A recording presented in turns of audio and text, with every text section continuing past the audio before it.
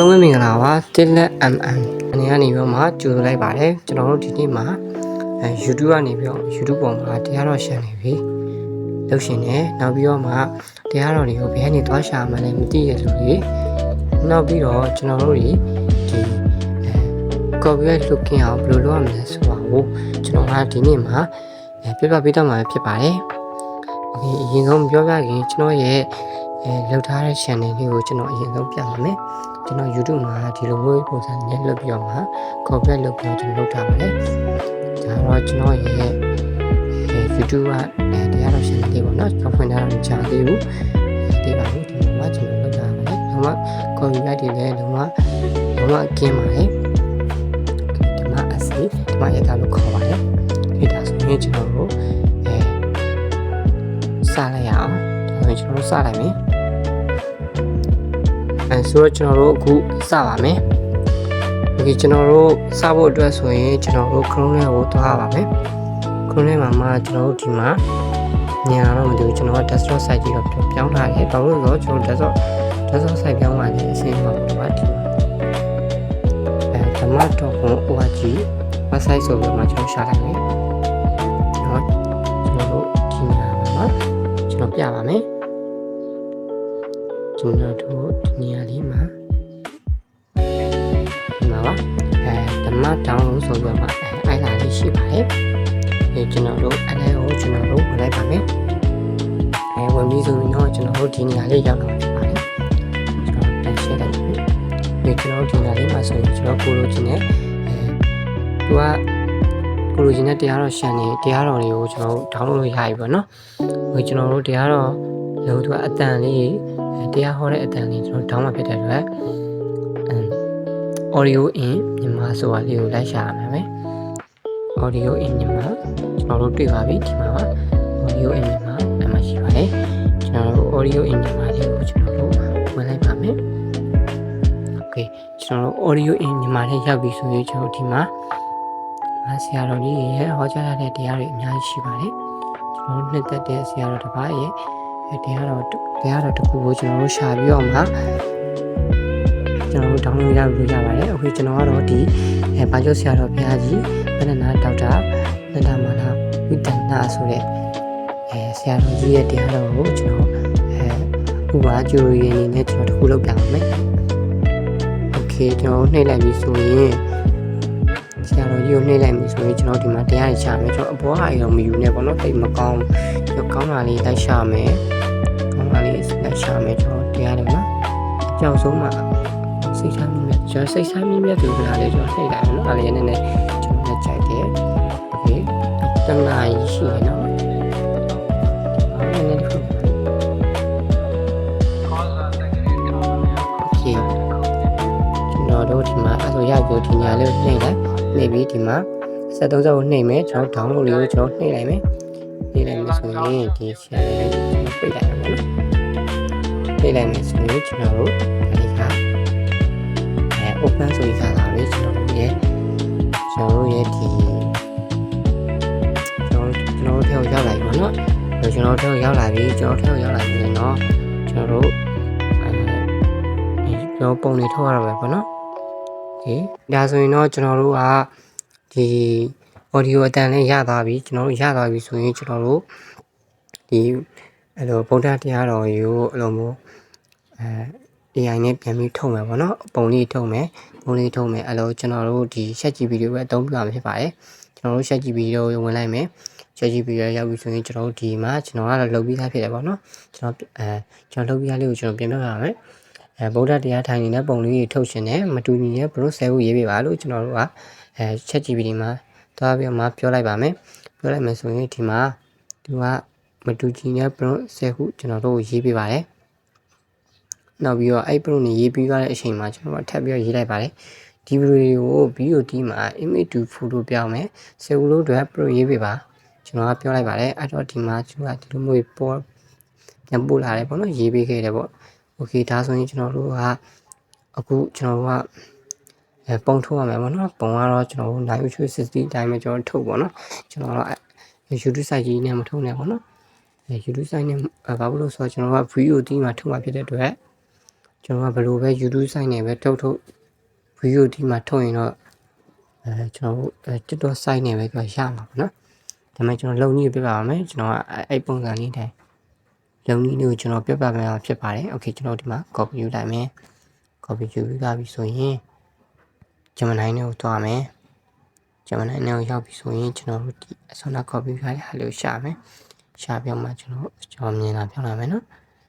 နောက်ပြီးတော့မှကျွန်တော် create image ဆိုတာလေးနှိပ်မယ်နှိပ်ပြီးတော့မှကျွန်တော်တို့ပြရှာလိုက်ပါမယ်ခဏလေးစောင့်ပြီးလိုက်ပါโอเคကျွန်တော်ကတော့နိုင်ရွှေစစ်စီတော့မပြောင်းလိုက်ဘူးပေါ့နော်ဒါနိုင်ရွှေစစ်စီလို့ပြန်ပြောမှပြောင်းမိလိုက်ပါပေါ့နော်โอเคအဲ့ဆိုရင်ဒီမှာပုံလေးကထွက်လာပြီပုံလေးထွက်လာပြီဆိုရင်တော့ကျွန်တော်ကစီလိုက်မယ်ကျွန်တော်ကတစ်ခုပဲလုပ်ပြပဲပေါ့နော်ကျန်တာရတော့ကျွန်တော်ကျူရိုရေးဖြစ်တဲ့တစ်ခုပဲလုပ်ပြပါမယ်ကျန်တာရတော့ဗလာတော့စိတ်ကြိုက်ပဲလုပ်ပေါ့နော်ဒီမှာ YD create ဆိုတာလေးရှိရဲတကယ်လို့ဗလာတော့ထဲမှာ YD create ဆိုတာလေးကိုပေါ် YD create ကဘယ်ကနေသွားလို့ရမှာလဲဘယ်ထောင်းလို့ရမှာလဲဆိုပြီးတော့မှမရှိသေးဘူးဆိုရင်အဲ့ app လေးကိုကျွန်တော်တို့ Play Store မှာသွားရမှာမယ်ကျွန်တော် Play Store မှာကျွန်တော်တို့ YD create CREAM အဲ့ဆိုရင်ဒီမှာနှိပ်လိုက်မယ်ဆိုရင်ပေါ်လာတယ်ဒီမှာကျွန်တော် update တောင်ပေါ်နေပြီကျွန်တော် update တင်လိုက်ပါဦးမယ်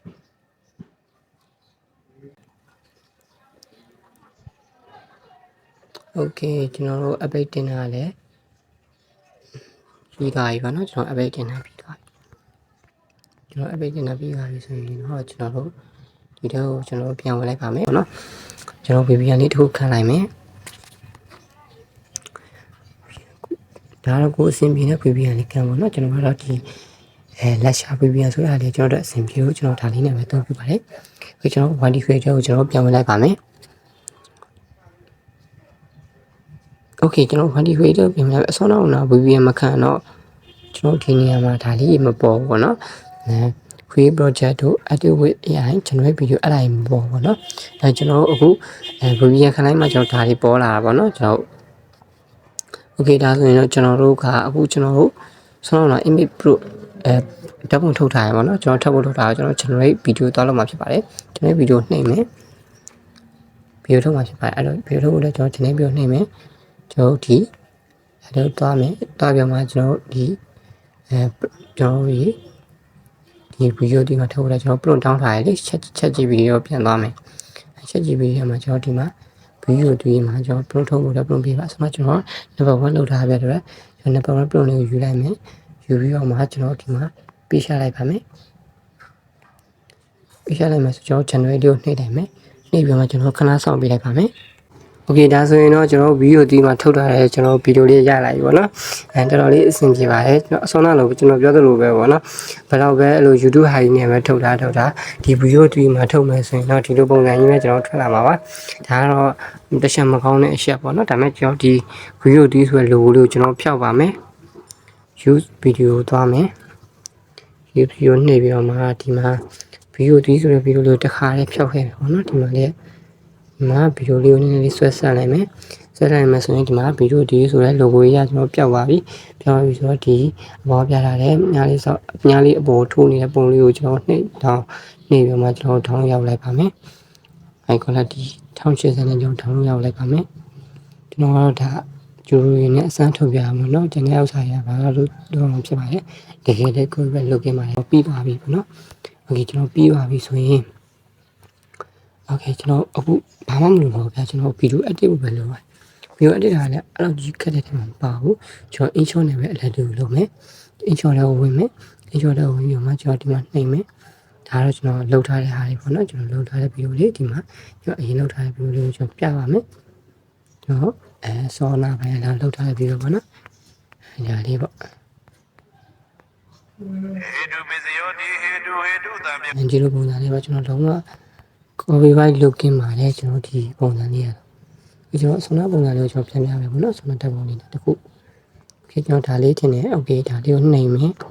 အမှရှင်းမယ်ကျွန်တော်အပြောင်းလေးပြန်နေပြီကျွန်တော်ဗီဒီယိုထုတ်ထားတယ်ဒီမှာချစ်စက်ကအားလေးပြန်ထည့်မယ်အဲဒီမှာရပါဒီမှာအစောမှာလှုပ်နေတဲ့ပုံစံလေးပါနော်အဲဒီမှာလှုပ်နေတဲ့ပုံစံလေးရပါပြီအဲ့ကျွန်တော်ဒီမှာနောက်ကတက်ပုံလေးကျွန်တော်မဖြတ်သေးဘူးဗျာဒီလှုပ်နေပုံစံကျွန်တော်ဆွမ်းနာလို့တိုင်းမယ်ကျွန်တော်တို့ဂျူလီကိတ်ဆိုတာလေးကိုကျွန်တော်ပြန်ခွဲမယ်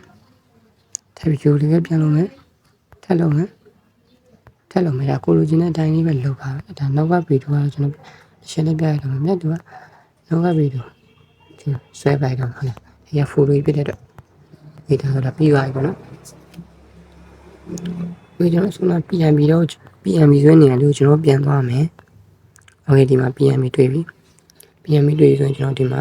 သွားမယ်ဆိုတော့ကျွန်တော်တို့ channel logo လေးပေါ့နော်ပြန်ထည့်မယ်ဒီမှာကျွန်တော် channel logo လေးပြန်ထည့်မယ်အဲ့တော့ဒီမှာ map ဆိုတဲ့နေရာလေးပြန်သွားမယ်ဘာလေးကိုပြန်နှိမ့်မယ်အဲ့ဒါတော်လေးစင်ပြီးသွားပြီအဲ့တော့ပြန်ပြီးကိုလိုချင်တော့ပြန်သေးမယ်ပြန်ဒီဘက်ပို့မယ်လွယ်အရင်လွယ်တယ်ပေါ့နော်အဲဒီမှာအဲ့ဒါမျိုးတော့ဆောင်းတစ်ပို့လိုက်အဲ့ဒါတော်လေးလွယ်ပြီးသွားပြီပေါ့နော်နောက်ပြီးမှကိုဘာသာလုပ်ချင်တရားလဲโอเคကျွန်တော်ဒီမှာပြီးသွားပြီဆိုတော့ကျွန်တော်ဒီမှာစတစ်ကောပြန်သွားမယ်စတစ်ကောသွားမယ်ကျွန်တော်ဒီမှာquestion သွားမယ်ည social ဝင်မယ်မမီးဒီမှာ subscribe ကိုနှိပ်မယ်ကျွန်တော်ကတော့ intro နဲ့အလွယ်လုပ်ပြပါတော့ကျွန်တော်ဒီမှာအဲဒီလိုထားလိုက်မယ်အေးထားတော့ဒါအဲကျွန်တော်ဒီမှာညားလေးနှိပ်မယ်ဒါ video answer လေးကိုနှိပ်လိုက်စုံထိရောက်ပါပြီ okay အဲ့ပြီးတော့မှကျွန်တော်ဒီမှာတစ်ခုလုပ်ချင်တာဒီမှာ question နဲ့ name ထည့်ချင်တယ်ပေါ့နော်ကျွန်တော်အဲ့ဆိုတော့ဒီမှာဒီရောက်တာလဲဆိုတော့ဒီမှာဒီမှာ essay ဆိုရယ်ဒီမှာယထာဆိုရယ်ကျွန်တော်ရဲ့ channel လေးပေါ့နော် okay ကျွန်တော်ရဲ့ channel လေးပါ sorry ပါခဏလေးပါကျွန်တော်ရဲ့ channel ကိုကျွန်တော်ရေးတာမရှိဘူးပေါ့နော်အဲ့တော့ကျွန်တော်ဒီရောက်ဝင်ပြီးမှကျွန်တော်နှိပ်ပြီးကျွန်တော်ပြန်ပြီးမှကျွန်တော်ရဲ့ channel လေးကို copy ယူမယ် okay ဒီချက်ပြန်နှိပ် copy ယူမယ် copy ယူပြီးတော့ဒီမှာ text ဝါလေးရှိရဲအဲ tab ကိုနှိပ်မယ်အဲ့ပြီးတော့ text ဝါလေးကိုထပ်နှိပ်မယ်ထပ်နှိပ်ပြီးကျွန်တော်ပြရှာလိုက်ဒါတော်တော်ပြီးလိုက်ပါဒီဥစ္စာလေးတော်လေးလာပါလေဒါတော့အမှန်ကြီးလေးကိုကျွန်တော်ဒီမှာအမှန်ကြီးလေးကိုပဲနှိပ်မယ်ပေါ့နော်အမှန်ကြီးလေးကိုနှိပ်လိုက်မယ်နှိပ်ပြီးသွားရင်ကျွန်တော်ဒီမှာဒါလေးကိုဒီလိုထားလိုက်မယ်အဲမလားဘူးနော်ဒီပုံစံလေးပေါ့ဒီပုံစံထားမယ်အမားလေးရှီယာများလေးကိုနှိပ်မယ်ပြန်ပြီးတော့ answer နှိပ်နေတာကအဆုံးနေရောက်ပါပြီဒါဒီပုံစံလေးလုပ်လို့ဒါလုံးဝကျင်းပါတယ်လုံးဝဒါဒီလိုမှဒါတရားတော်ရှင်နေတာအလွယ်လုံးကြီးပေါ့နော်လုံးဝလည်းတရားတော်ကျင်းပါတယ်နောက်မှကျွန်တော်ပို့ကောင်းတဲ့ဟာတွေဒီတက်ကောင်းတဲ့တရားတွေကိုဘယ်လိုမှရှာလို့ရသေးလဲနော်ဘယ်လိုမျိုးပုံစံတွေလုပ်ရလဲဆိုတော့ကျွန်တော်လေ့လာပြီးမှထပ်ပြီးပြပြပါအောင်မယ်ဟိုဒီပုံစံလေးအရင်အဆင်ပြေတယ်ကျွန်တော်လည်းလုံနေဖြစ်တယ်ကျွန်တော်လည်းရမ်းအဆင်ပြေတယ်လုံးဝ copy ရရတယ်လုံးဝအကင်းပါနော်တကယ်လို့ကိုကလို့လုံးလို့အောင်မြင်သွားလို့ဟန်ကြီးဆိုတော့ပြည့်ပါတယ်တီရှူလူတွေပြည့်သွားတော့ယူကလိုမျိုးကျွန်တော်ရှောက်တော့မယ်ဆိုရင်ကျွန်တော်ကိုလောက်ထားတဲ့ဒီကိုကအရင်နဲ့လောက်တာဖြစ်တယ်တော့ကိုကအရင်နဲ့လောက်တာဖြစ်တဲ့အတွက်